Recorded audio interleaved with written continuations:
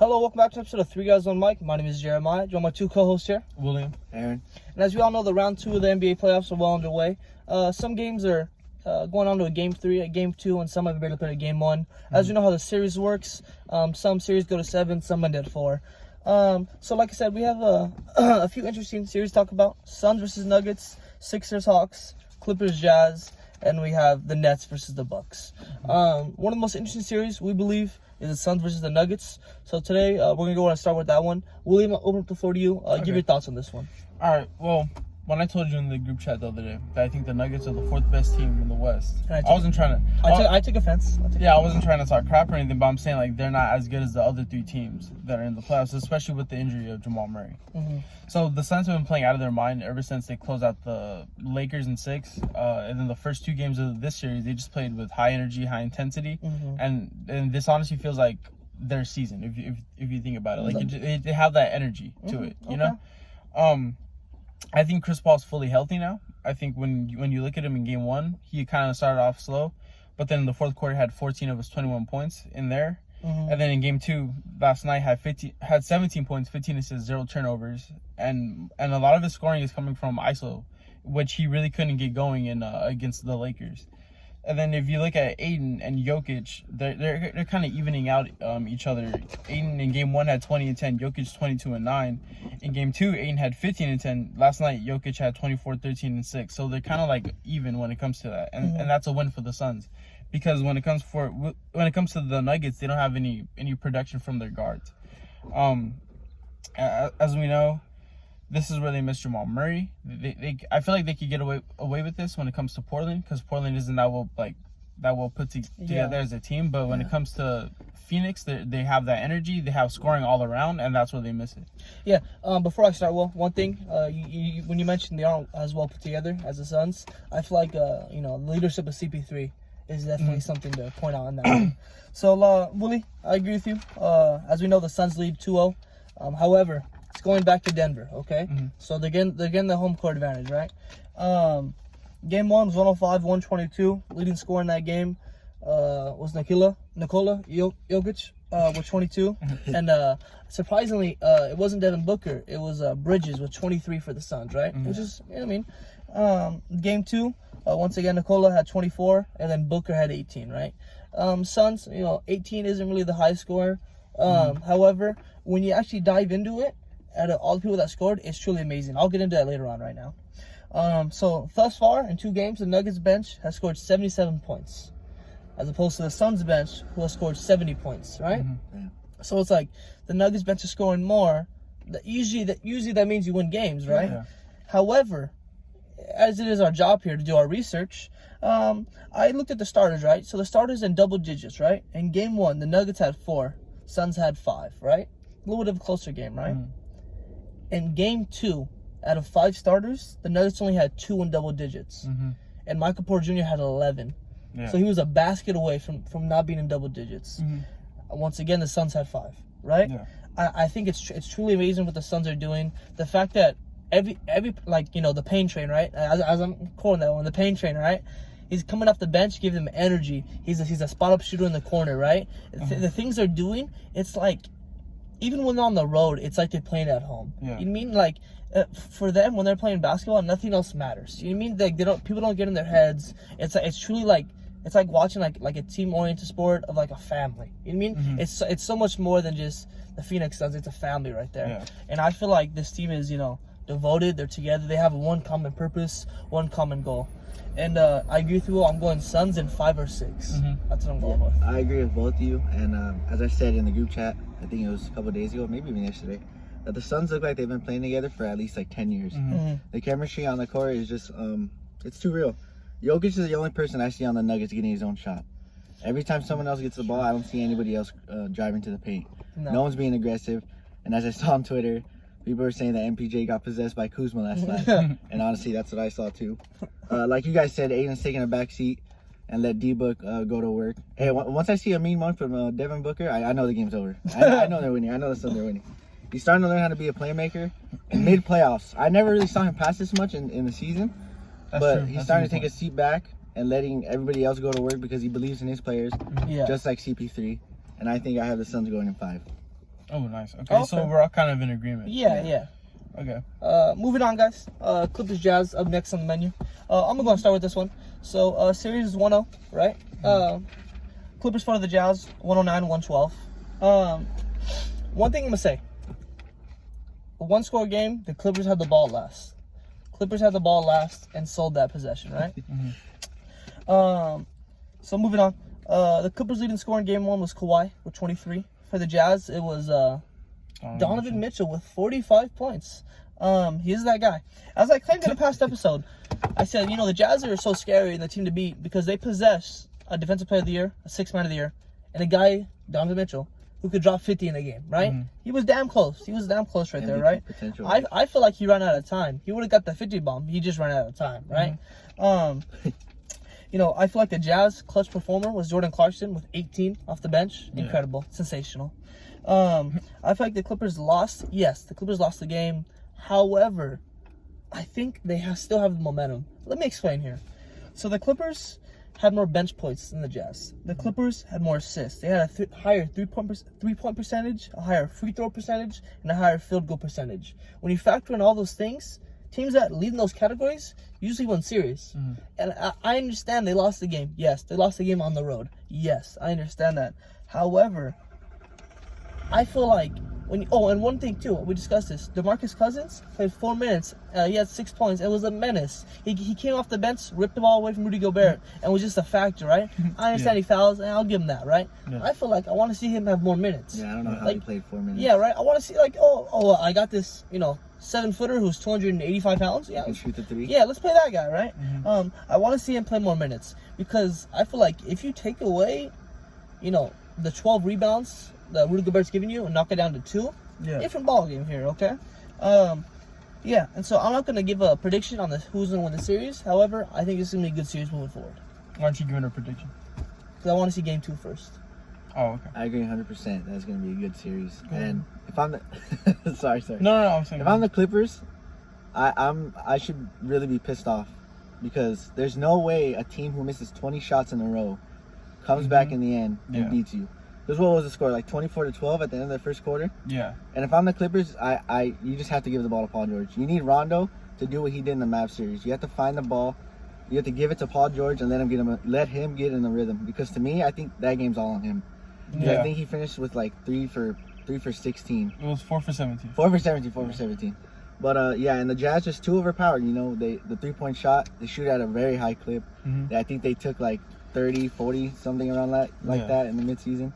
And Jordan Clarkson, 6th man of the year. That man's a baller. That man has a Mamba mentality. And Donovan Mitchell, Spida. Our good friend here doesn't think that he's a superstar yet, but I think he's that guy too. And Rudy Gobert being Defensive Player of the Year. I got the Jazz in 6. Oh, okay. Okay, well, with this series, I keep on going back and forth with myself. I don't know who's going to win, simply because I think the Clippers are the better team, but I don't trust them. I really don't trust them at all. I don't trust Paul George like at you all. said in the group chat, right? That you don't trust anybody except Kawhi. Yeah. Donovan Mitchell, made a huge difference coming out of halftime, scoring I think 10 straight points with them, and then it honestly just got him back in the game. They were within 2 after that, and then it honestly seemed like the Clippers played a different game in the first half than in the second half. Luke Kennard, he had a huge game, right? 18 points. He was going off.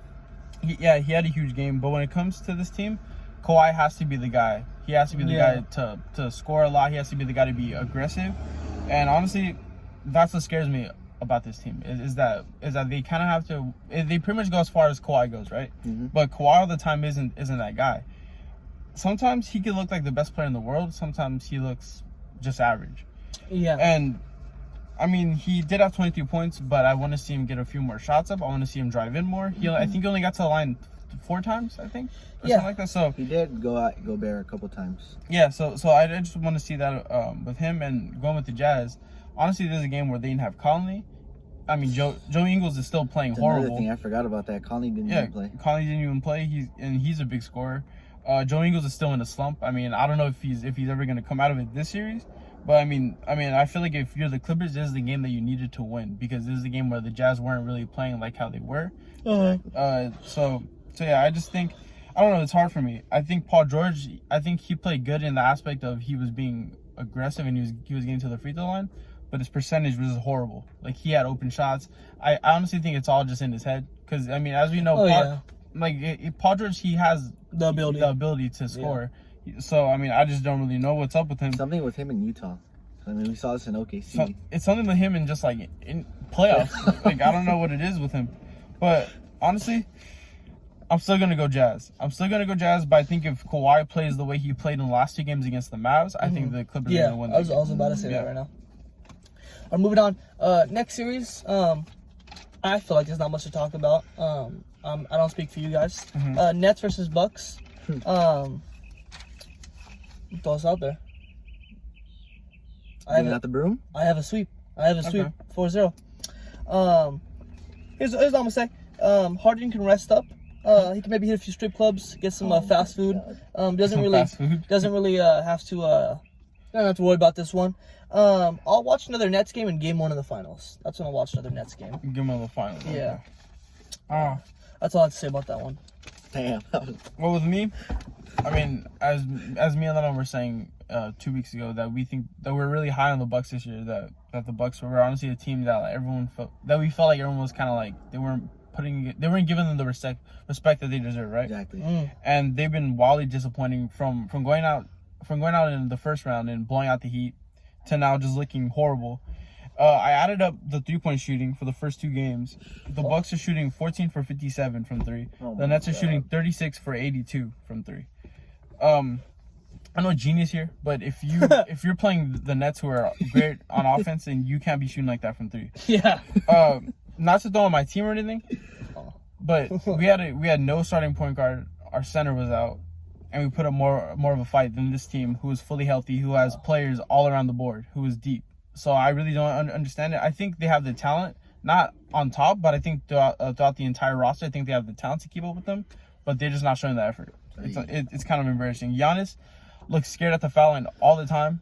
And it's kind of pissing me off because of how good he could be, how good he is. I honestly see him shake sometimes when he's at the foul line. Yeah, like I really don't know. And I mean, I don't know. I'm not in that team. But if I'm a coach, why are you not correcting that? Like, I don't know why they're not calling him out on it or something. Like, he looks scared all the time. Like, I don't know what it is.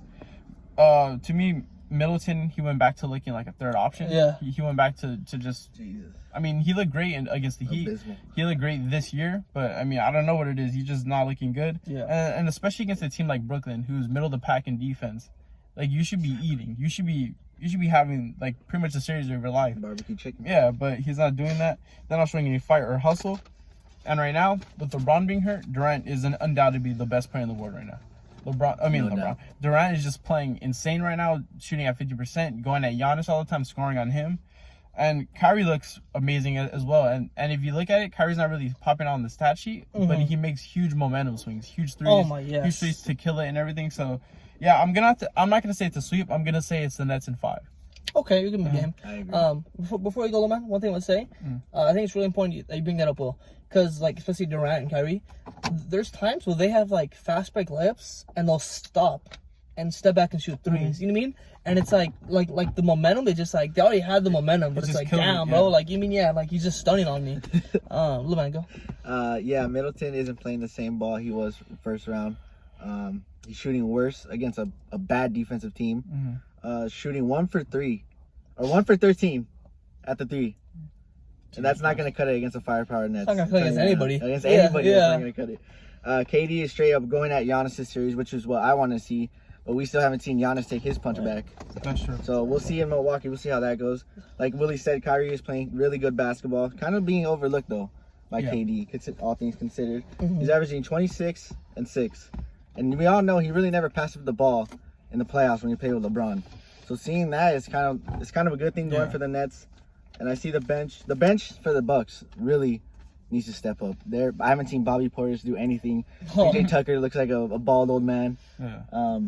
Bald old man. Yeah, but I do think the loss of Dante DiVincenzo in this series is a huge one, because I think the last time they played, he was the X factor in that game in the regular season. The X factor return right there. Yeah. So I'm gonna have to go with Nets in 6. Still. Okay. I think the Bucks still 2 games. Okay. One thing we forgot to mention was that the entire Nets team won at Giannis's neck. He got crossed and then dunked on by Blake Griffin. Yeah. You saw the old shades of Blake Griffin on the Yeah. That was Yeah. And one thing that we forgot to talk about is Harden's out. He hasn't. Yeah. Well, I mean, he played about a minute. I mentioned he could go to strip clubs. And Yeah. You're right. And honestly, like, it's just weird. Like, I didn't expect the Nets to look this good without Harden. Yeah. And it's scary that they look this good. The only thing I'm concerned about is like if he's like 10 pounds heavier next series. 10 pounds heavier.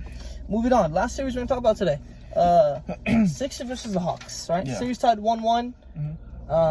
I can confirm every time the Hawks meet in the playoffs from now on. It is going back to the. It is going back to the A. I feel like you have to mention it's going back to the A. For those you don't know, it's Atlanta. So game 1, 128-124. Hawks won a close one. Game 2, 118-102. Sixers won a little breakaway game, right? I feel like the key to this series is Gallinari. Is that what you say it? Yeah. The key to the series is Gallinari, right? He should be treated like a starter. You know what I mean?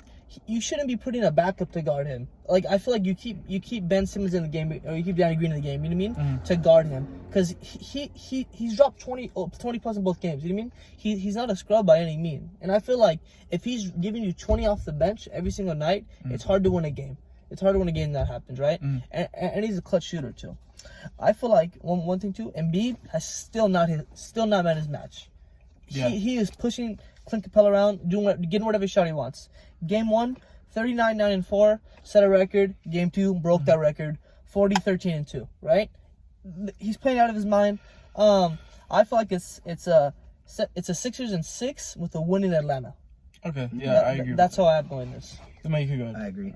Yeah, I really love Trae Young, the way he plays at when he's the away team. He really doesn't care. He'll go at anybody.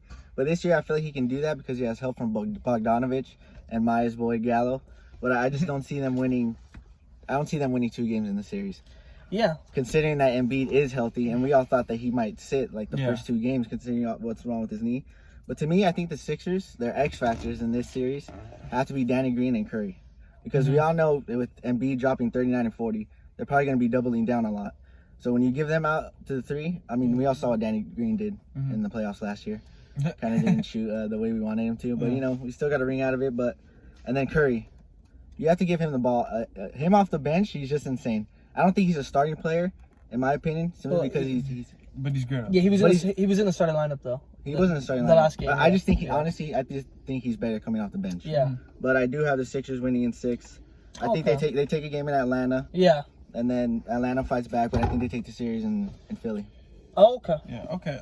Actually, no, in Atlanta. Yeah, because it's going back to Atlanta. Yeah. I agree with you guys here. What you said about Gallinari, I think that's what you want if you're the Sixers. If we're being honest, get the ball to Trae Young's hands. Okay. Force the other players to beat you.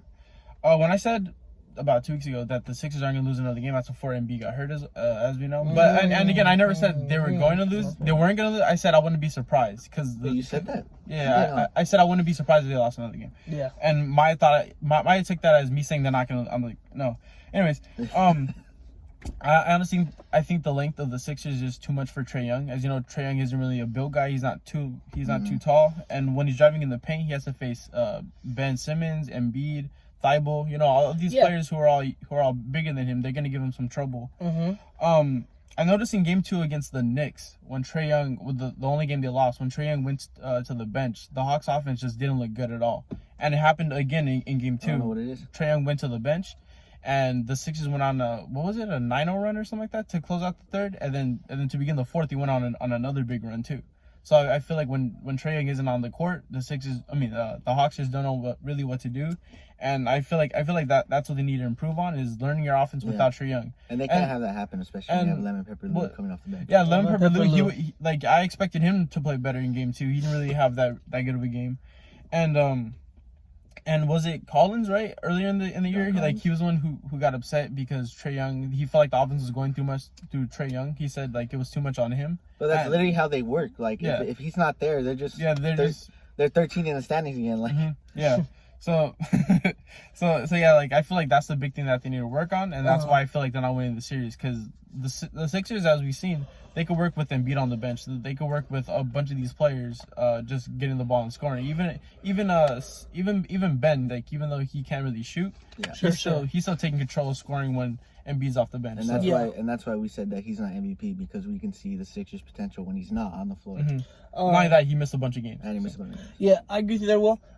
You know, I believe the Sixers have the tallest roster. In the NBA. One thing I say, do you guys know how tall Ben Simmons is? 6'10". I did not know he was 6'10". I did not know that. I saw Instagram post and I was like, there's no way. Looked it up. He's 6'10". I thought he was 6'8". I know he was 6'10". That's insane. I didn't know he was that tall. And yeah, Willie, I agree with you there. You know, when Trae Young has to go up against people that are that tall, it doesn't make for a fair game. Luman, you get to give your thoughts? No. I think we covered it pretty well. It's kind of like bully ball. You know, that being said, we're going to go ahead and conclude this episode. Thank you guys so much for listening.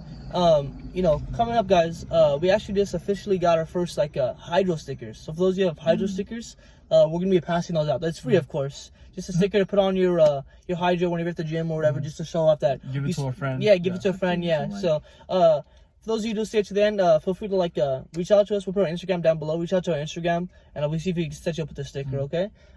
Like, comment, subscribe, guys. Thank you so much.